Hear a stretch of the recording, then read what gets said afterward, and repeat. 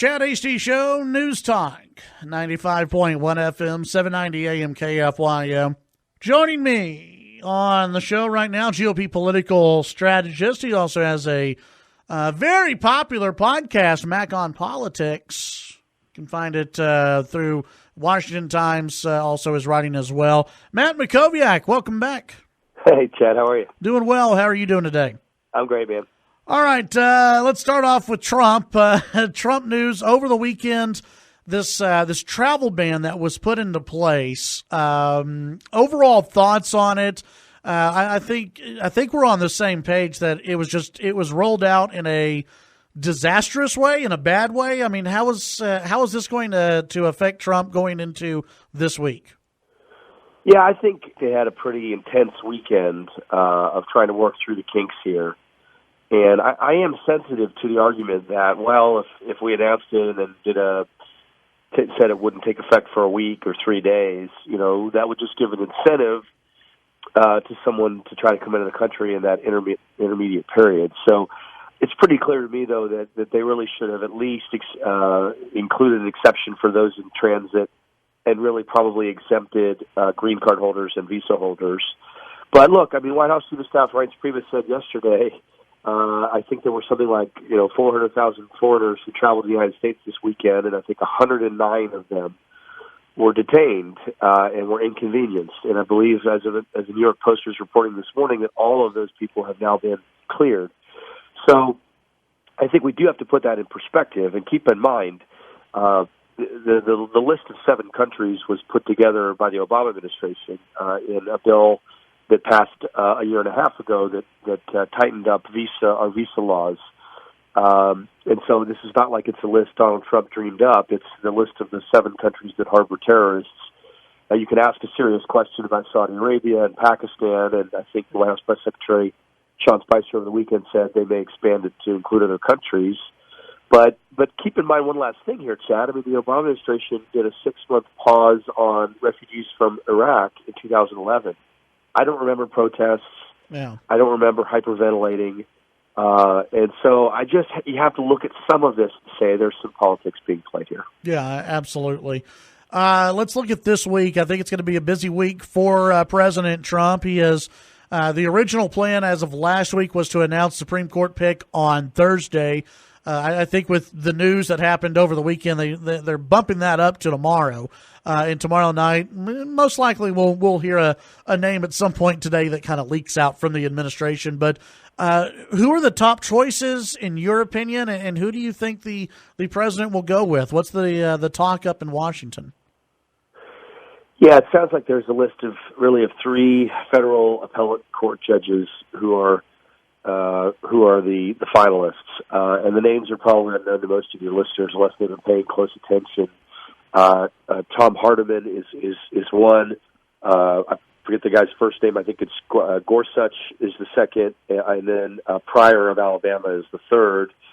And I think at different times over the last 2 or 3 weeks, different people have appeared to maybe be the front runner.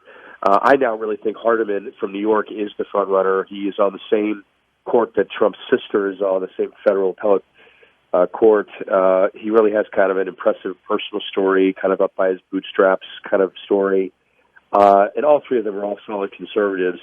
So, yeah, Trump has said he'll announce tomorrow at 8 p.m. Eastern, 7 p.m. Central who his choice is. I think they're moving it up because Trump is traveling to Milwaukee to make an economic speech on Thursday. So I think that's part of why they're doing that. And so then the fight goes to the United States Senate. And, keep in mind, you still have to get 60 votes to advance as a Supreme Court nominee.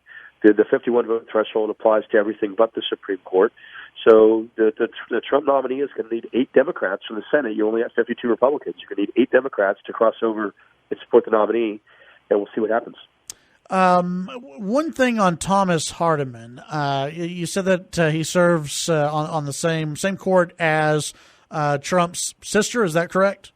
Sister, yeah. Uh-huh. Okay, and I know there was an article that came out last week, and there are people who are conservatives who are worried about Trump's sister. She's a little more left than what people are comfortable with. But Hardiman, solid conservative, nothing to worry about here?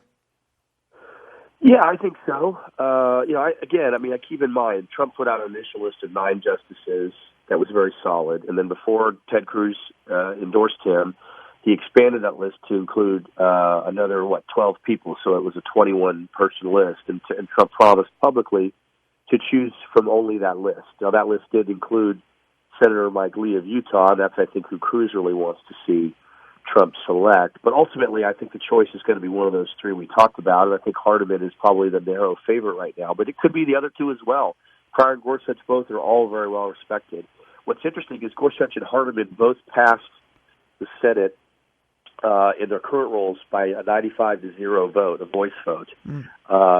Pryor, on the other hand, was put up at a time when there was a little bit more partisan fighting going on as it relates to judges, and I think his vote was 53-45.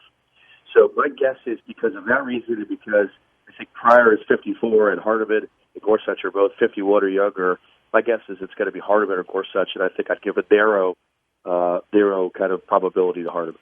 If the Senate has to use the nuclear option, which is just simple majority to get whoever on the Supreme Court, is there any potential blowback from voters, you think, on this? Or can the Republicans come back and say, hey, voters wanted Donald Trump, voters elected Donald Trump, and we said all along this is who we should give the choice to? Yeah, I mean, Senate Majority Leader Mitch McConnell has really been pretty clear because he does not want to use the nuclear option or the full nuclear option to get rid of the filibuster altogether. And really that's about protecting the rights of the minority, not this year or next year, but really, for decades. I mean, we will be in the minority again in my lifetime. I don't know when in the Senate, but you obviously want to be in a position where you could stop a real extremist from getting on the Supreme Court. So my sense is they won't get rid of the filibuster. I don't think Democrats can block a conservative replacing a conservative on the Supreme Court indefinitely. I really don't think that's going to be the case. The big fight, Chad, is when a liberal justice dies. Right. If a liberal justice dies while Trump is president. That is when you're going to have the single biggest, most violent political fight on Capitol Hill probably in our country's history. Let's see. What are you going to be taking a look at here statewide from mustreadtexas.com? State of the state address, I assume, is going to be something big you're going to be watching. Yeah, State of the State tomorrow. The governor will announce his emergency items. That obviously gives the legislature a chance to begin work on those items. I expect sanctuary cities, Child Protective Services reform, Article 5 Convention of the States, and I think there's going to be one surprise. So you have to stay tuned tomorrow at 11 a.m. Central for the State of the State. You can follow all the news around the state at mustreadtexas.com and sign up for our morning email, which 4,000 Texans read. All right, Matt, as always, appreciate your time. We'll visit with you next week. Take care. Have a good one. That's Matt Mackowiak. You can follow him on Twitter at Matt Mackowiak and also Mac on Politics as well.